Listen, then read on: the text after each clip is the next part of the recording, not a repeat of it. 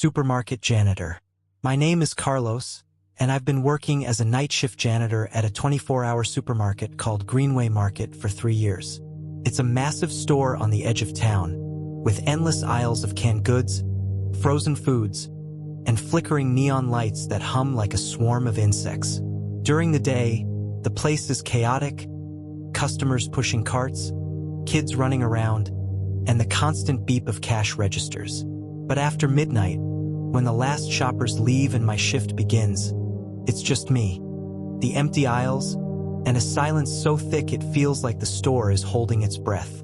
The air smells of fresh produce mixed with the chemical tang of cleaning supplies. But sometimes, there's another scent, something sour and metallic, like old blood, that creeps in from the back of the store. My coworkers laugh off my unease, saying it's just the late hours playing tricks on my mind. But after what I experienced in the dry goods section, I know something in this supermarket doesn't belong. My job is to mop the floors, restock cleaning supplies, and tidy up the aisles after the day's chaos. The dry goods section, aisles 12 to 15, filled with boxes of cereal, pasta, and canned beans, is my least favorite. It's tucked in the far corner, where the cameras are spotty and the lights are dimmer, casting long shadows that seem to move when you're not looking. A coworker who quit last year, Maria, once told me, "Don't linger in those aisles past 2 a.m., Carlos. Something's off there." I thought she was exaggerating, maybe trying to scare me, but last fall on a rainy October night, I learned she was right. It was around 1:30 a.m., the rain hammering the roof so hard it sounded like footsteps racing above. I was mopping aisle 14, the fluorescent lights buzzing overhead, when I heard it, a slow, rhythmic squeak, like a shopping cart rolling down the next aisle over. I stopped, mop in hand, and listened. The store was supposed to be empty. Security locks the doors after the last customer leaves at midnight. I called out, "Hey, anyone there?" No answer, just the squeak, slow and deliberate, moving closer. I peeked around the corner into aisle 15, my flashlight beam cutting through the dimness. Nothing but rows of cans and boxes, their labels glowing faintly under the light. Then, a can of soup fell from a shelf, hitting the floor with a loud clatter and rolling toward me. My heart jumped. I figured it was loose inventory, but as I bent to pick it up, another can fell, then another, each one thudding louder, like someone was shoving them off the shelves. I backed up, my flashlight shaking, and that's when I saw it. A shadow, tall and lanky, at the far end of aisle 15, pushing an empty cart. It moved slowly, almost gliding, its head tilted at an unnatural angle. The squeaking wheels stopped, and the air grew heavy, filled with that metallic, bloody smell that made my stomach churn. I yelled, "Who's there? This isn't funny." The figure didn't respond, but I heard a low, raspy whisper, like someone muttering numbers. Prices maybe like $2.99, $1.50. I stepped closer, my flashlight beam wobbling, and the figure vanished around the corner. I ran after it, but when I reached the end of the aisle, the cart was there, empty, its wheels still spinning slightly, as if it had just been pushed. The smell grew stronger, now mixed with something rotten, like meat left out too long. I heard the whisper again, closer this time, coming from behind a stack of cereal boxes. "You forgot to pay." My skin prickled. I swung my flashlight around, and for a split second, I saw it. A man, tall and gaunt, in a tattered employee vest, his face pale and eyes sunken, staring right at me. His mouth opened, and the whisper became a hiss. "Pay the price." Boxes started tumbling off the shelves, crashing around me, and the lights overhead flickered wildly, plunging the aisle into brief bursts of darkness. I stumbled backward, my mop clattering to the floor, and ran for the break room, locking the door behind me. I radioed security, but when they checked, the aisle was fine. No fallen cans, no cart, no figure. They said I was overtired, maybe hallucinating from the late hours. I couldn't shake it off, so the next day, I asked the store manager about the history of the dry goods section. He looked uneasy but told me about a former employee, a stock clerk named David, who died 10 years ago in a freak accident. He'd been restocking shelves late at night when a heavy pallet of canned goods collapsed, crushing him. They found him in aisle 15, blood pooling around the scattered cans. Since then, other night shift workers reported hearing carts moving, cans falling, or that same bloody smell. Some even claimed to feel a cold hand brushing their arm, like someone checking their work. I refused to clean those aisles alone after that. Even now, when I'm in another part of the store, I sometimes hear the faint squeak of a cart rolling in the distance, or catch that rotten smell drifting from the dry goods section. Last week, I found a single can of soup on the floor in aisle 14, its label scratched with what looked like fingernail marks. If you work the night shift at a supermarket, steer clear of the quiet aisles. Some debts never get paid.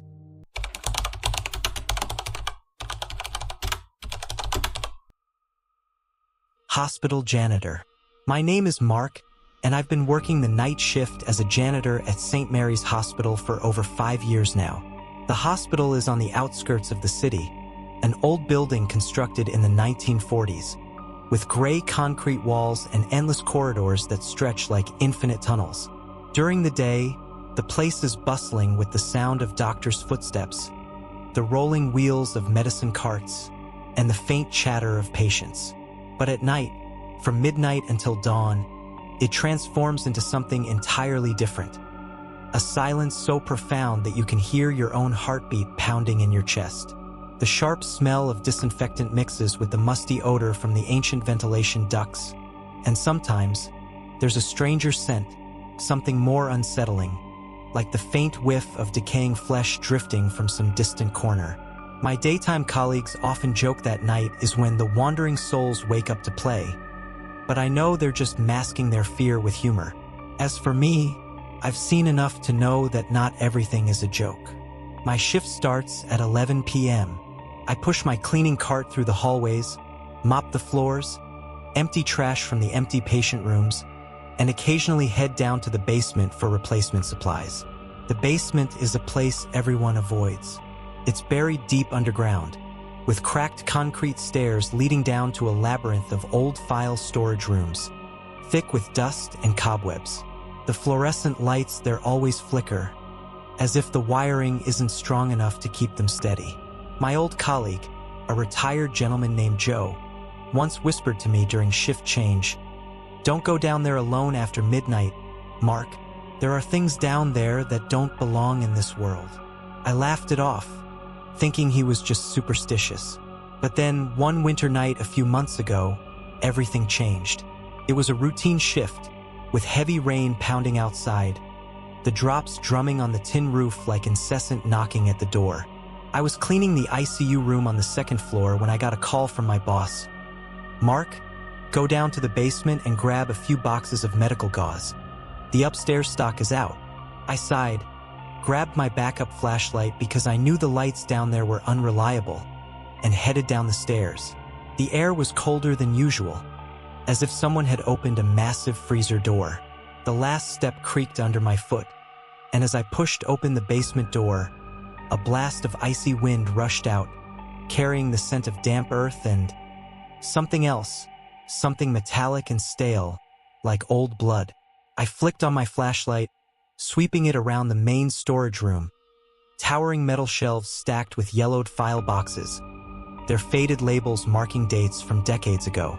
I quickly located the gauze boxes, stuffed them into my bag, and turned to leave. But then, from the depths of the pitch-black hallway leading to the auxiliary storage rooms, I heard a groan.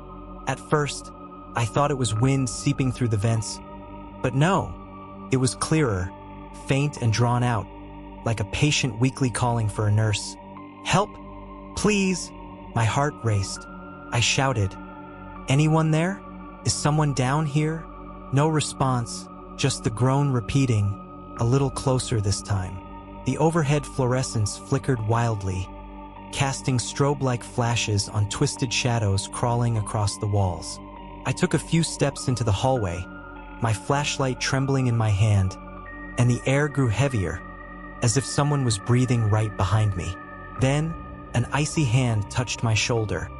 Not a light brush, but a tight grip, bony fingers digging deep into my flesh through my uniform shirt. I whipped around, but there was nothing. Just darkness and the groan now turning into a sobbing whimper, echoing from the room at the end of the hall. I bolted up the stairs, gauze boxes spilling everywhere, my heart hammering like it was about to burst. Back on the upper floor, I told my boss, but he just shook his head. Just fatigue, Mark. Take a break. I tried to forget, but the following week, I had to go down again, this time to check a leaking pipe. This time, the groan wasn't faint. It was louder, closer, as if coming from right beside me. Help me, Elizabeth. Elizabeth? I'd never heard that name before. The lights went out completely, leaving only my flashlight to guide me. I felt a cold breath on the back of my neck, and in a flash of the beam, I glimpsed a figure.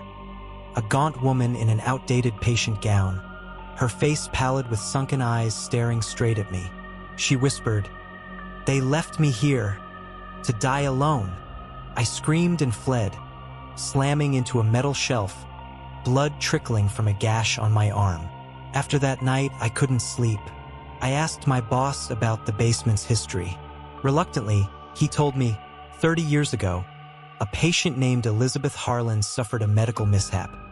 A doctor administered the wrong medication, causing her to die alone in the basement storage room because no one discovered her in time. They covered it up, but some old janitors reported hearing groans and feeling touches. Others had seen her shadow wandering, begging endlessly. Now, I only go down to the basement with someone else, and I always carry a cross, even though I'm not superstitious. But sometimes, even on the upper floors, when cleaning alone, I still hear Elizabeth's name whispered from the stairwell and feel that icy hand, as if she never truly left. If you're working the night shift at a hospital, be careful. The lonely souls don't like being forgotten.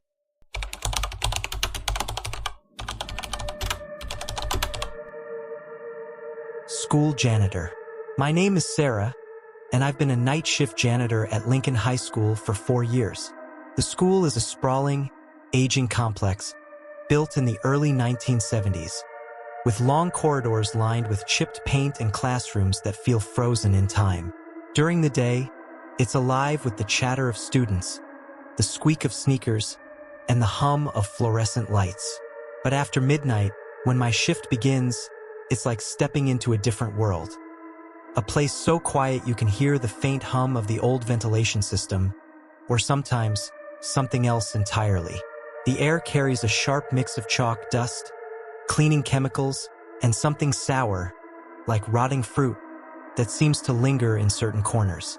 My coworkers who work day shifts always tease about the school being haunted by old teachers or students, but they've never seen what I've seen. After what happened in the science lab, I know some things in this school don't rest at night. My job is straightforward. Mop the hallways, clean the classrooms, and make sure everything's ready for the morning. Most nights, I stick to the main floors, but I often end up in the science wing on the 3rd floor where the labs are. The science lab is a creepy place even during the day. Glass beakers, faded periodic table posters, and the faint smell of formaldehyde from old dissection kits. Night, it's worse. The lab feels like it's holding its breath, with shadows pooling in the corners where the overhead lights barely reach. Early on, a coworker named Tom, who quit last year, warned me, "Don't linger in the science lab after 1 a.m., Sarah. Something's not right up there." I thought he was just messing with me, trying to spook the new girl. But last spring, during a late shift, I found out he wasn't joking. It was a cold, foggy night, the kind where the windows rattle slightly from the wind. I was mopping the lab's linoleum floor, the squeak of my cart echoing in the empty room. The air was heavy with that chemical smell, sharper than usual, like someone had just spilled acid. As I cleaned a workbench, I noticed one of the glass beakers on the counter trembling, its contents. A cloudy liquid left from a student experiment, swirling slowly, as if stirred by an invisible hand. I froze, staring, convincing myself it was just vibrations from the mop. But then, in the reflection of a glass cabinet door, I saw a flicker, a small, hunched figure darting behind the lab tables. My heart skipped. I called out, "Hello? Who's there?" No answer, just the hum of the vents and a faint gurgling sound, like liquid boiling in a beaker. I grabbed my flashlight, my hands shaking, and shone it around the room. Nothing, just rows of tables, stools, and shelves of equipment. But as I turned back to my cart, I heard it, a soft, wet slosh, like someone pouring liquid onto the floor. I spun around and saw a puddle of greenish fluid spreading across the table I just cleaned, dripping over the edge with a slow, deliberate rhythm. My stomach churned. I hadn't touched any chemicals, and the beakers were all sealed. Then, from the back of the room, near the storage closet, came a low, raspy chuckle, like a child trying to hold back laughter. I bolted for the door, but it slammed shut right in front of me, the lock clicking despite no one being there.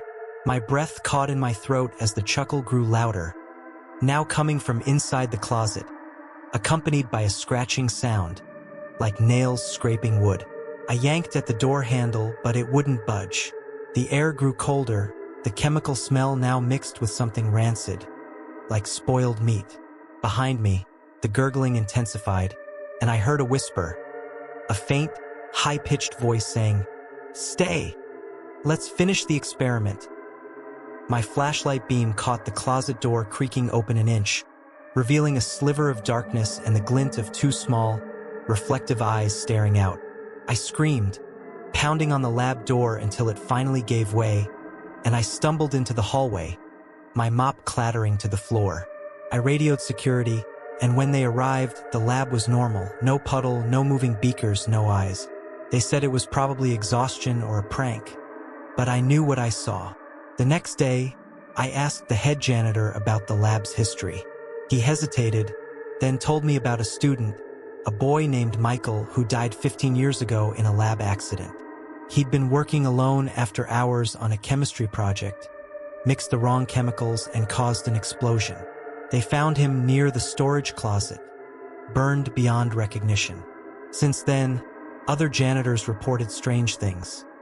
Beakers moving, liquids appearing, and that same childish chuckle. Some even said they felt small hands tugging at their clothes in the dark.